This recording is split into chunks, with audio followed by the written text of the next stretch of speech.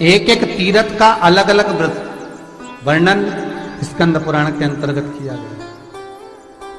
महाराज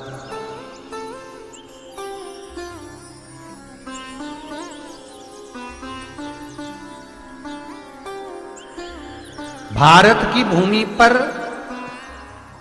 4 धाम हैं, तो 4 धाम में से 3 धाम में चावल जाता है। महाराज बस चावल के साथ में एक एक वस्तु चेंज हो जाती है। बद्रीनाथ में चावल जाता है, बद्री विशाल में भगवान को जो भोग लगता है वो केसरिया भात का लगता है। महाराज आप जब कभी बद्रीनाथ दर्शन करने जाएं तो बद्रीनाथ में 2 चीजें जरूर लेकर जाएं। एक श्वेत पोटली, सफेद पोटली में चावल, और दूसरी घर से जाएं तो थोड़ी सी 7 मुट्ठी चने की दाल। बद्री विशाल में 2 चीजें जा रही है। चावल तो 4 धाम में से 3 धाम में चावल जाता है। तो पहला बद्री विशाल में अगर आप कुछ लेकर जा रहे हैं तो अपने घर से भगवान के लिए अगर कुछ लेकर जा रहे हैं तो तंदूर लेकर जाएं, चावल, साथ में चने की दाल। दूसरा द्वारका, द्वारका में भी द्वारका और भेंट द्वारका।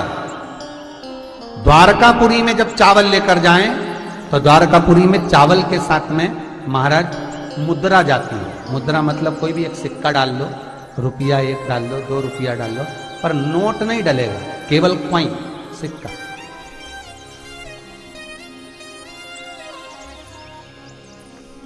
सिक्का डाल लो। ये द्वारका की बात है। और भेंट द्वारका में जो चावल दिया जाता है वहां केवल 11 मुट्ठी चावल का दाना है। यहां द्वारका में आप कितना भी चावल दें उससे कोई मतलब नहीं है कि आप ज्यादा दें कि कम दें, पर तो भेंट द्वारका में 11 मुट्ठी चावल, 11 मुट्ठी चावल का स्मरण भेंट द्वारका में।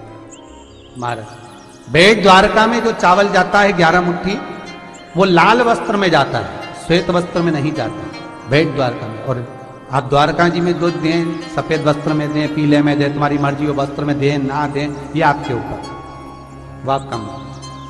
पर भेंट द्वारका में जो चावल जाता है वो लाल वस्त्र में जाता है। तीसरा जगन्नाथपुरी में भी चावल का दान होता है, जगदीश में भी चावल। पर जगन्नाथपुरी में जो चावल जाता है उस चावल के साथ में श्रीफल, वो भी जल भरा हुआ, नारियल जो होता है पानी भरा हुआ, वो जगन्नाथपुरी में चावल के साथ में दे देना चाहिए।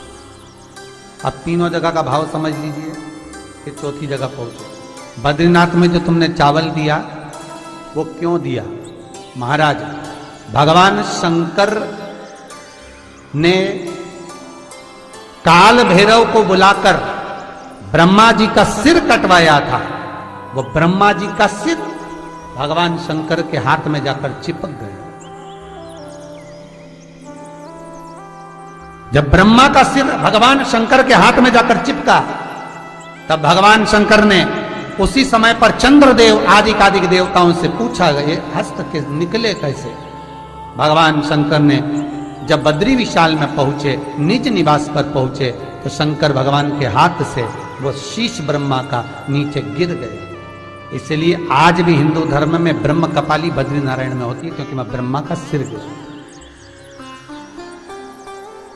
भगवान शंकर ने उसी समय पर ब्रह्मा जी को वर प्रदान करा, हे ब्रह्मदेव, आपका शीश इस बद्रीश में गिरा है, यहां पर ब्रह्म कपाली का भाव रहेगा। कोई अपने पूर्वजों के लिए 7 पीढ़ी, 11 पीढ़ी, 21 पीढ़ी में भी अगर यहां ब्रह्म कपाली नहीं कर गया, अगर एक अक्षत का दाना भी, चावल का एक दाना भी अगर बद्रीश के मंदिर में पहुंचेगा, अलकनंदा को पार कर कोई बद्रीश को जाएगा। इसलिए आज भी बद्रीनारायण अलकनंदा के पार बनाने को बद्रीनाथ का मंदिर इधर हो जाता, पर अलकनंदा के पार क्यों? क्योंकि अलकनंदा को पार कर जो बद्रीश पर चावल का भाग दान करता है महाराज, तो जैसे अलकनंदा हम पार होते हैं चावल लेकर, वैसी हमारी कई पीढ़ियां बिना पिंड के पार हो जाती हैं। कई पीढ़ियां बिना पिंड के। बद्रीश का भाव। द्वारकाधीश का भाव शास्त्र वर्णन करता है चावल का जो भाव का गया, और बद्रीनाथ में जो अपन ने चने की दाल चढ़ाई है वो शंकर के भाव से चढ़ाई, क्योंकि ये बद्रीनाथ की जो भूमि है ये शिव की भूमि है। आपको पहले भी कथा में कहा शिव पुराण में, ये शंकर का घर था, लक्ष्मी जी को पसंद आ गया था इसलिए दे दिया गया। तो चने की दाल हम शंकर के भाव से समर्पित करते हैं अपनी मनोकामना पूर्ण करने के। चौथा स्थान, ये 3 स्थान पर चावल का दान है, और चौथा स्थान है रामेश्वरम, जहां जल का दान होता है। महाराज गंगा जल लेकर जाओ, भले एक डब्बी में लेकर जाओ, थोड़ा सा लेकर जाओ, पर रामेश्वरम में जल का दान कर महाराज। ये तीर्थ ऐसे हैं जहां दान की महत्वता की सिद्धता प्राप्त हो।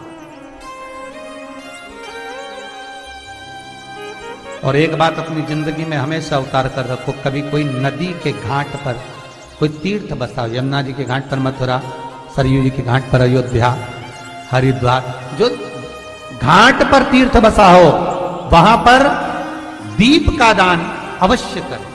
बिना दीप के दान के कभी मत आना, भले कार्तिक हो ना हो, कोई सा तो महीना होगा। हमारे हिंदू धर्म में जो सारे महीने बनाए गए भगवान शंकर ने बनाए सभी श्रेष्ठ हैं, तो वहां दीप का दान जरूर करना चाहिए। कोई दान करो ना करो पर दीप